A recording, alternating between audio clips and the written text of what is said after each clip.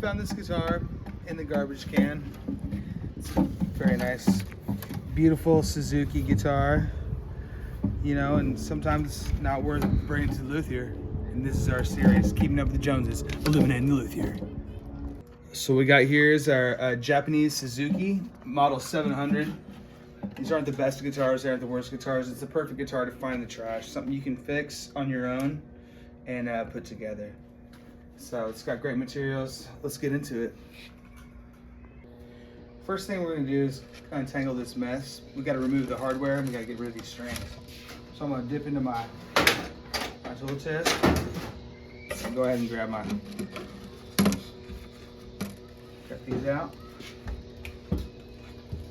Get out of here. We're gonna leave this here for now. Then we're gonna move straight to undoing the tuning gears. Grab ourselves a nice little screwdriver. Just start working.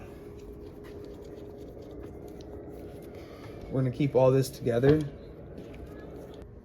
Once you've got yourself in a good position and you remove the headstock, you're gonna have your strings get in the way.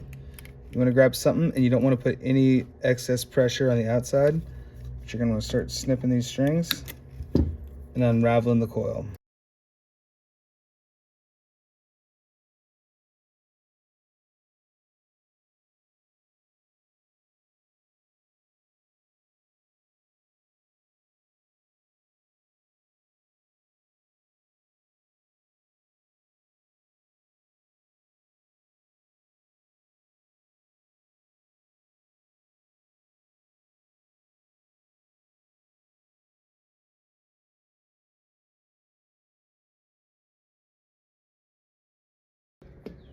Now that we've got our mess cleaned up and our hardware taken care of, a lot of times I like to put all my hardware into a bin, but I know that everyone's not gonna have that this way. So what I like to do is double fold a bunch of tape. I've got all my 8 screws here. I've got all my hardware, so we're not gonna lose a thing. Everything's gonna be intact and be ready to go. So the next thing we're gonna do is we're gonna grab a set of gloves, throw them on. We're gonna start with a Windex glass cleaner. I'm gonna start by actually, aside from the glass cleaner, I'm gonna turn on my shop vac. I'm gonna get a little vacuum in there. So here we go. And I'm keeping with this vacuum, I'm keeping the distance away so there's no way to scratch it. It's just removing dust. Quick little uniform thing. Then I'm gonna get a nice little Windex spray. Start with the top. This fingerboard's painted, so we can do the same thing. Grab myself some shop towels. And we're gonna scrub away here.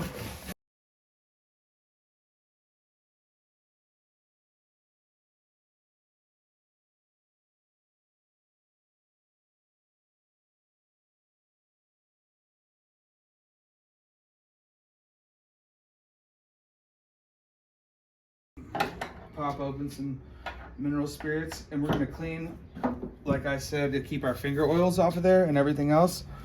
We're gonna clean this joint with alcohol and let it dry.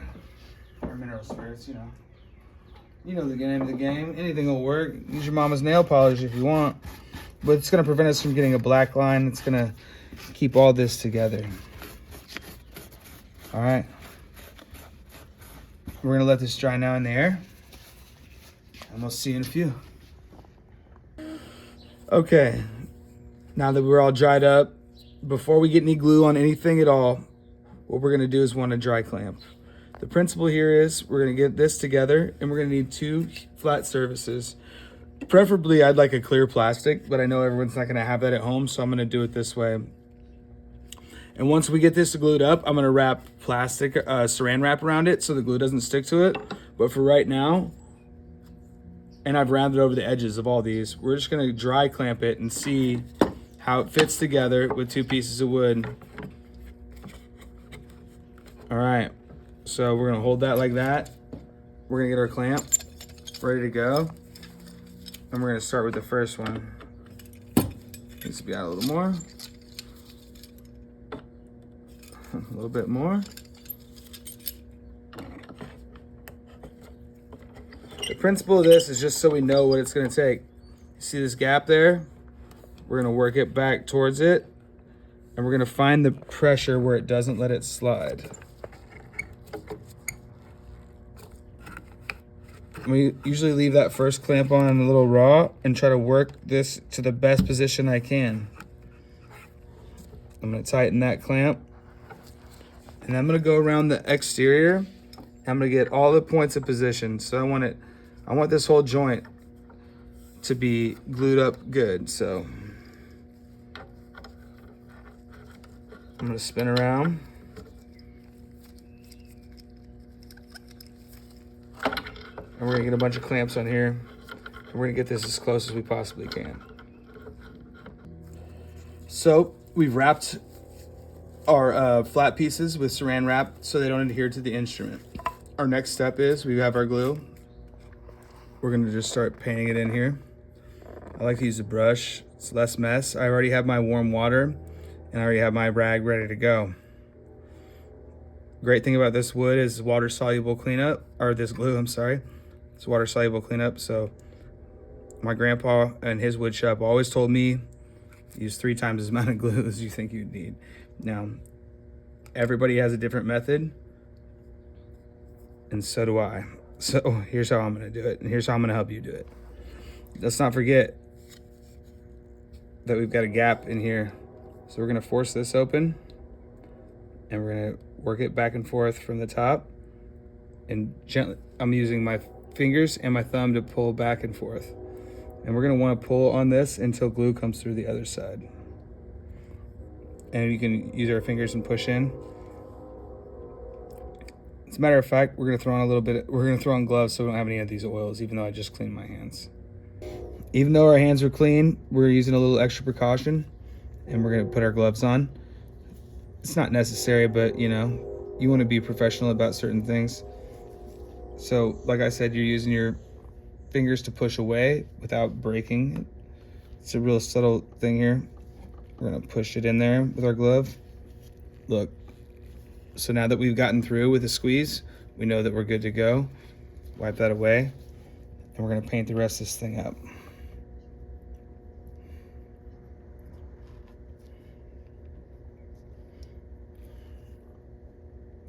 Like I said, this is all good. We've got our warm water on standby and our rag. I'm just gonna get a nice amount of glue here. All right, at this point, usually I'll rinse my hands, get a little dry off. I don't like to clamp right off the bat. I like to just kind of hold it in place for a second, because glue will take a second to set. And as it's in there, I'm gonna take a dab. I'm gonna wipe away some of this excess. It's also gonna help thin out the glue. Don't worry about anything at this point, except just kind of holding it in place.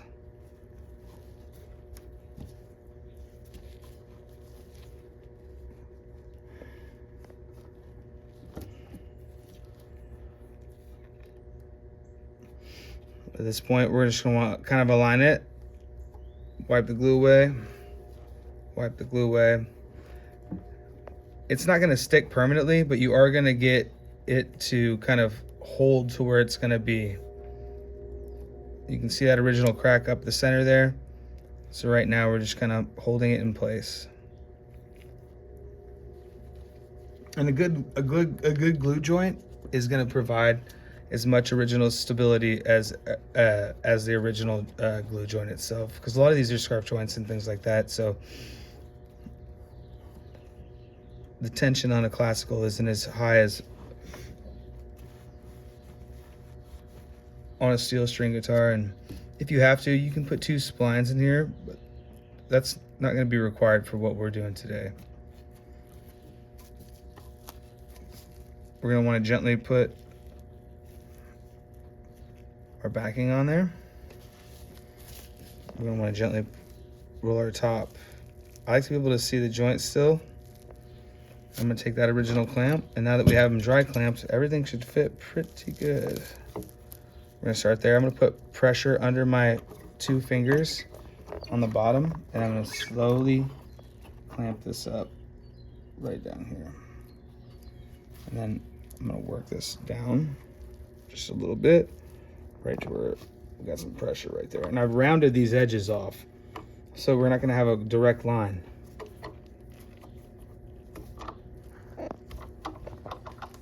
All right. Now look, if we look right here, we got a nice smooth. So now what we're gonna do is we're just gonna secure clamps all the way around, and we're gonna do ourselves a nice little cleanup.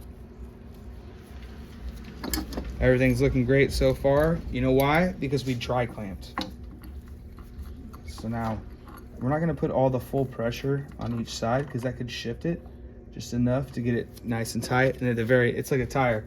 At the very end, we're gonna tighten it all up and complete. Always checking with your fingers around where the joint and the brake is. Everything feels good to me. So we're gonna slowly tighten all these. Pull up our sleeves a little. The main brake is from here to there. So the concentration of our clamps is gonna be low. These can be any household clamps you have. Just want to be able to reach everything. You know, spending a few bucks on a $10 clamp is not a big deal. Or a $10 set of clamps of 5, you know, so save yourself some money and you set yourself up for the future. Because, you know, once you start buying clamps, you know, you'll enjoy it. Have yourself a nice little wood shop. At this point, before I go any further, I'm gonna like to dab my little rag and do a nice little cleanup right around the joint. And as I can still see, when I rub my finger over here, there is no rim. If you find yourself swirling and everything messes around, pull everything apart, clean it, dry clamp again, and start over. It's better than gluing it up and having a crooked headstock, you know what I mean? So this has worked out for us perfectly. You can't even feel the seam. And I'm not rubbing any of my dirt oil hands in it since I remember to put my gloves back on. So at this point, we're just gonna slowly tighten up. And everything's going great for us right now.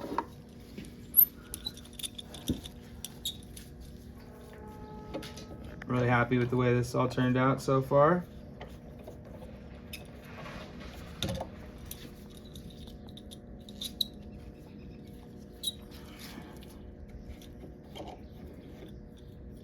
Almost there. A lot of twists and turns with the clamps. You're gonna have your clamps all bunch up like this. What you do is just kind of spin and rotate your hand.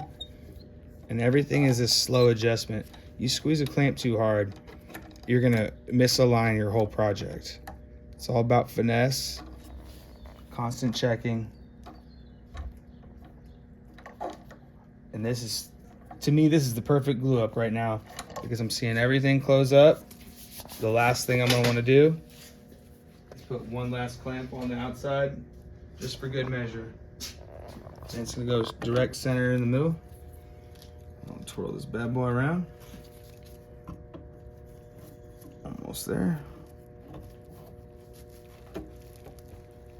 This one's barely gonna fit.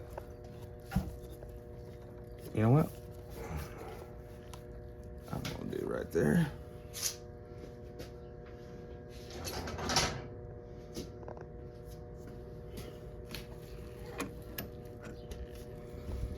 At this point, we're just gonna take it around. You can take the opposite side of your brush.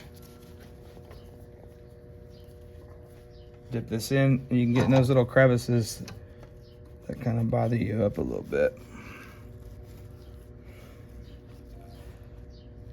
All right. Look at that. You clean up the glue today and spend a little extra time. It's gonna save you a lot of cleanup tomorrow. So you just do your best. Take one side, rotate to the other. You see you got some little extra squeeze out there.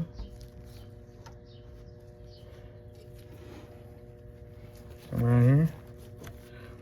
Clean it up. Get in there. All right. Slowly tighten all these up. Just check them one last time, make sure everything's all good to go.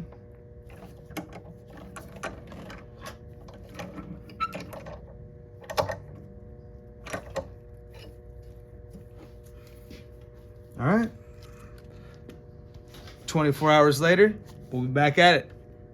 It's been 24 hours and the glue has had a chance to set. What do you say we take these clamps off? All right. Hop up on that stool. All right. Other way.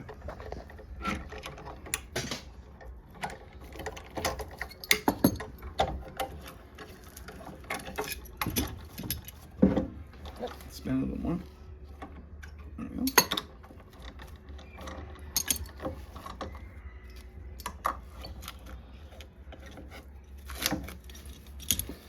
So as you can see, we're using the plastic here. It didn't stick to anything.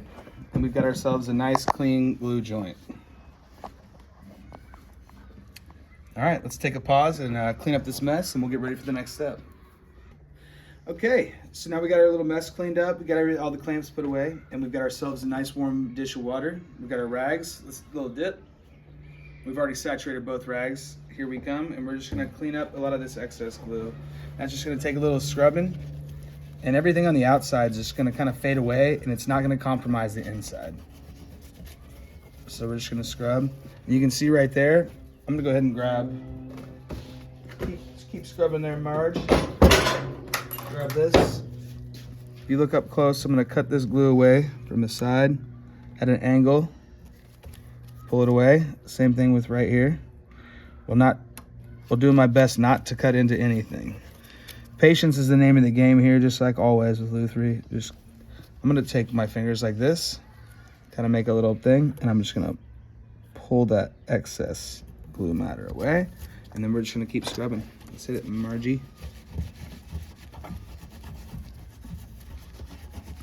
It's really important to take your time here and just keep scrubbing because the warm water will take the glue away, and the wood has already absorbed it, so it's in through all the grain of the wood.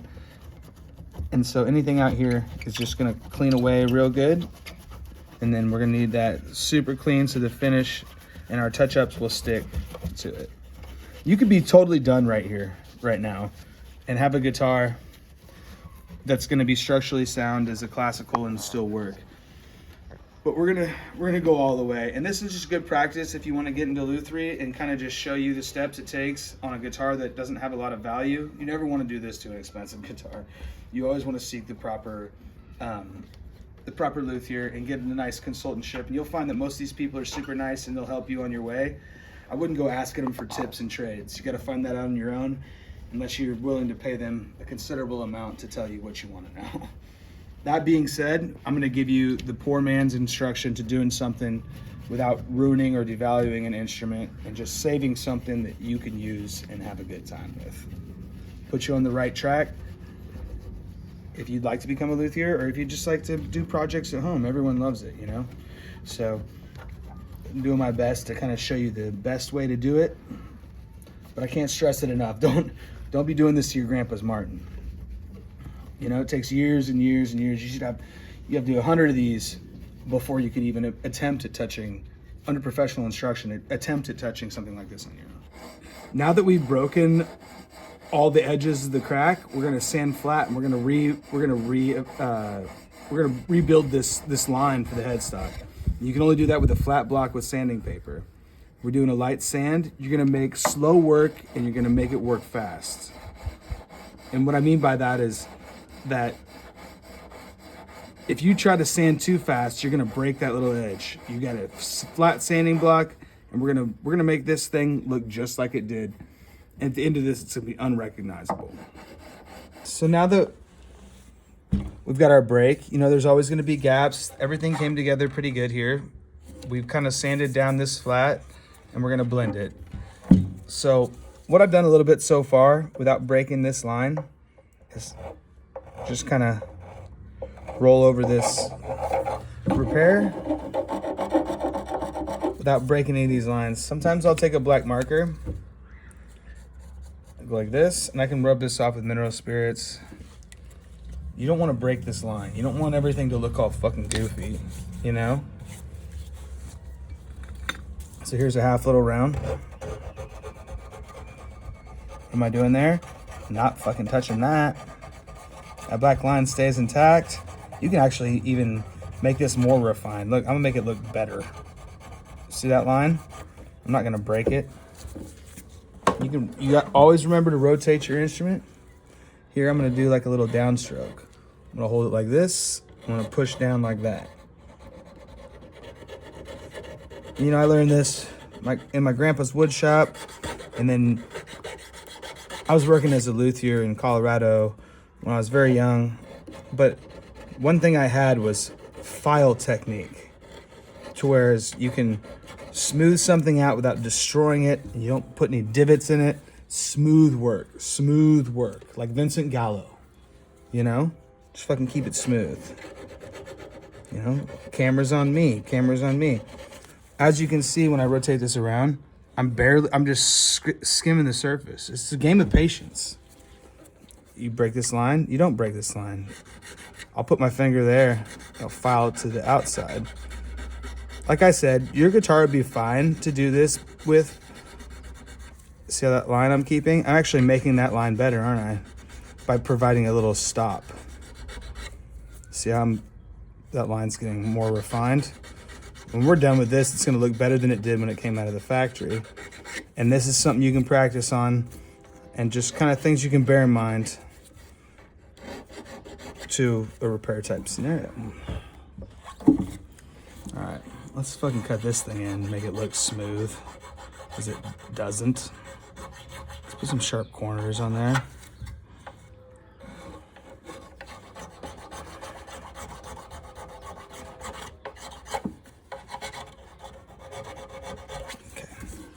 So the next thing we're gonna do is get some sandpaper out.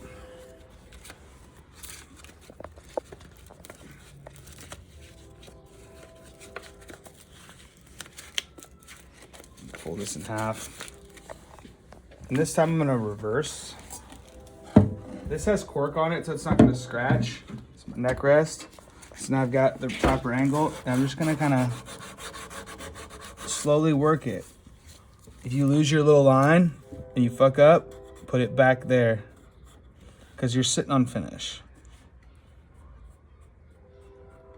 It's gonna look good when you're done. Just keep that there. Curb it. What are you dealing with a curved surface? You have to be patient here too. Don't try to oversand anything. And always come back. If you work too hard in one area, you're gonna put a divot. So what I'm gonna do here is, I'm gonna flip this sucker up on its side, because it's hard to get to that base side. And I'm gonna take my sandpaper, and I'm just gonna slowly rotate it in. And see how there's no definitive line here? Well, guess what? We're gonna make one.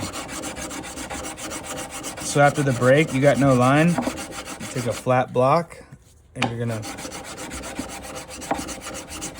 you don't want your guitar coming out looking like some oblong piece of shit, right? No matter if it's worth it or not, it's worth it to me. It's like if I were a fucking garbage man, I would do the best I ever could, and I would be happy. I'm happy.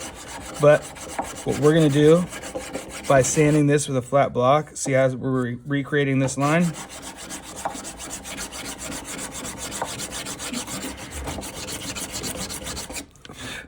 We're almost there, see? It's almost totally curved.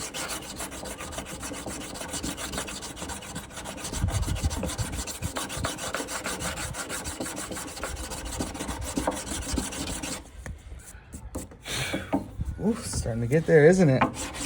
Beautiful. What we're gonna wanna bear in mind at this point is what the other line looks like on the other side. And it looks pretty similar, so we're doing just fine. I'd like it to look a little better than it did when it came out of the factory, honestly. See, when the line isn't perfect, you work one part and then the whole part. That's how you find the line. See how I'm working where it's not? Just wait. See? Perfect. Like a fucking laser beam. A little bit of patience, you get a lot of outcome. We're gonna do that on this side too now. Like I said, see me, this line curves. Like I want that line to line up. Double check it, see where it goes. Yeah, see we got some ways to work. So as long as we flatten that out to right where that is there, we're good to go.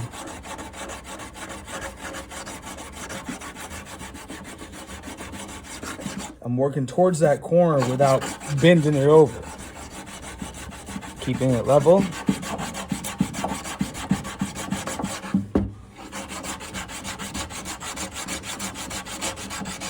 Once I have my perfect line,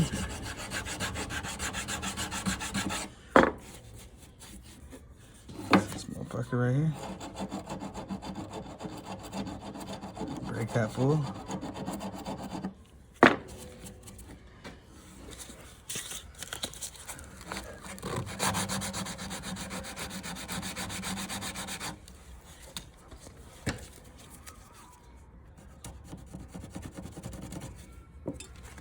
Don't be afraid to mark it. Get a little pencil. It can show you exactly where you need to be. See that? See how thin I'm getting the pencil on?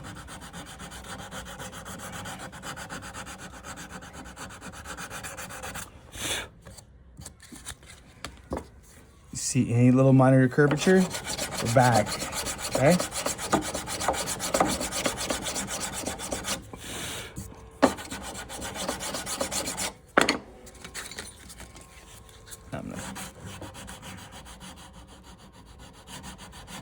You don't touch that line at all. As soon as it disappears, you draw it. That way you stay off of it. If you want to be a professional, you got to be a professional.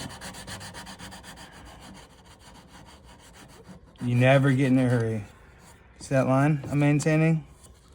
You can see it, I can see it, the whole world can see it. You know what they're gonna see if you have some rounded off bitch project. Okay? All right.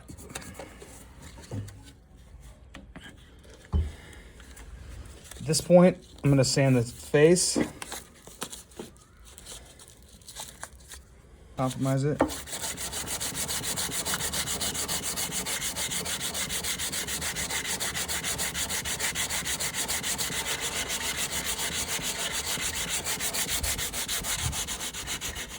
I get right up to it though, you know?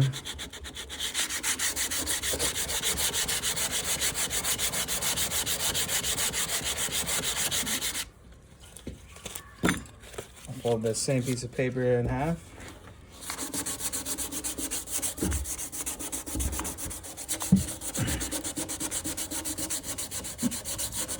We don't want this to look too brand new, but we want it to look sharp. And since that's under the lacquer, you can sand it lightly because we want everything to adhere to this. Okay.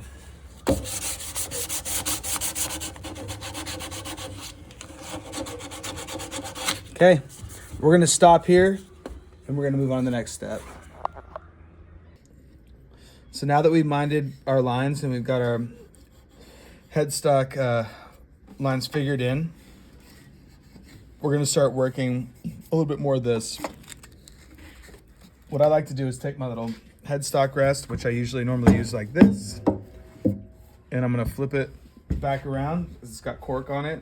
It's gonna protect the top, and I'm gonna have this sitting down like so.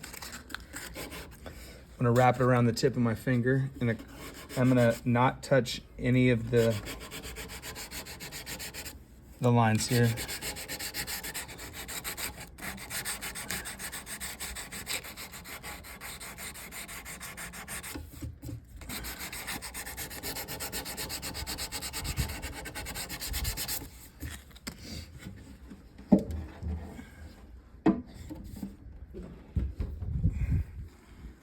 See, I'm still maintaining those lines.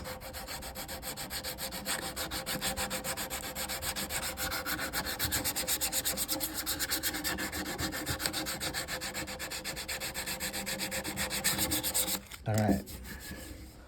So we've gotten pretty good. You can still feel the lines here. So what we're gonna do is we're gonna position up on here. We're gonna dig into our bag of tricks and we're gonna pull out a little super glue. This isn't something you're gonna wanna do on every instrument, but this is what we're gonna do on this one, okay?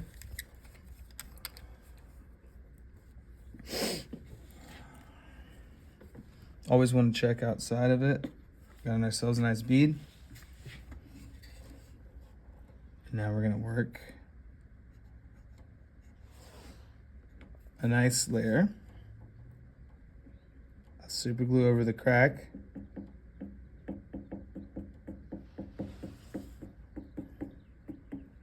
It's gonna take a few applications, or maybe just the one. We'll see, but it always sinks back down, so we'll see how many it does. There's plenty of accelerators, like when you're trying to work with a guitar nut. I'm gonna go ahead and do this over that initial crack we looked at. You use an accelerator like a baking soda on a nut, but I feel like it's better just to let it naturally dry. So it can fill it up evenly. What I'm gonna do now is I'm just gonna take it out in the sun and let it cook for a second, and then we'll come back and we'll see how many applications it takes. Here we are. We're gonna flatten out everything. I've switched to 320 sandpaper. We're just gonna try to get whatever we can. We're gonna spray a clear coat of finish right now. Let's give it a go. Are we ready? Let's step outside. Okay, so we're just gonna paint this on.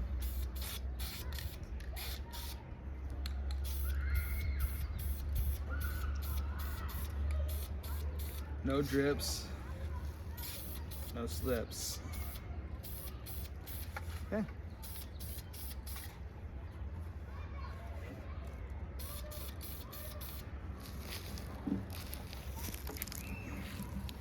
So here we are. All right, I've got my little touch-up markers, and I'm just gonna kind of put these together. No one's gonna see this later.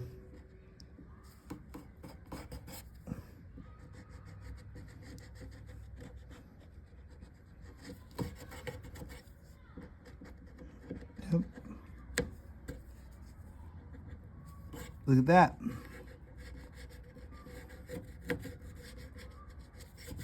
There we go. There. And a little bit there. And you've got yourself a friendly friend. All molded in. Put this here. None of this will get touched.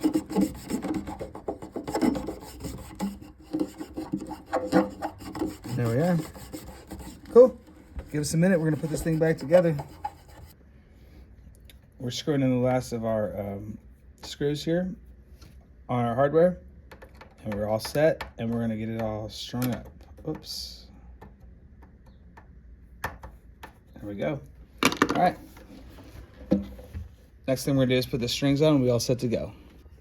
As you can see, I've rotated the E all the way to the inside, the A to the middle, and the D all the way out. And so what I'm gonna do next is with the G right here, we're gonna make it work. I'm gonna flip this around, and I'm gonna show you how to do a turlock knot. Right under here. So this one we let go out. We're gonna bring this through. What we're gonna do is we're gonna go 1, 2, 3, and then we're gonna bring it down.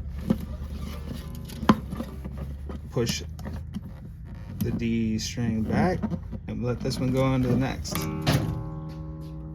All right, so I've got the turlock knot done. I'm still holding tension. I'm gonna bring this back up through here. I'm gonna bring it around slightly, and I'm going to go ahead and kind of tie a knot in here. Flip it upside down. There we go. And I'm gonna bring it nice and tight. And I'm gonna start winding.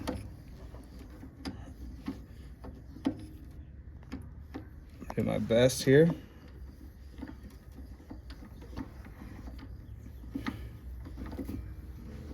So once I've got a good string wind, this is tough. I'm gonna take it to the outside. I'm gonna bring it over the top of this knot. Nice and slow. You'll see what I'm doing.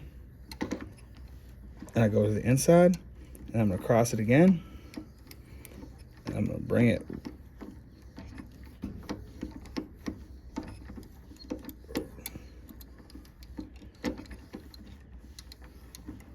right to the inside of this knot. So much classical stringing up a classical is much tougher, but what you want to do is end up towards the inside, towards the middle, towards the outside. So there we go. I'm gonna push this together, pull that out, flip this over, pull this tight, clip it off. We got ourselves a good D-string. All right. So the next thing I'm gonna do is I'm gonna take my little scraper here. I'm gonna bring these two up. I'm gonna cut this off. And these are nylon strings. So I'm gonna take my lighter, burn those together.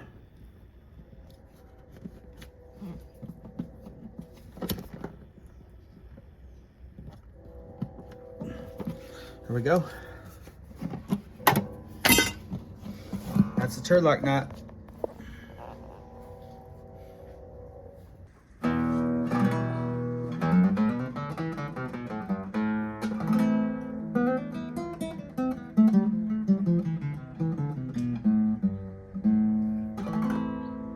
Oh, hi.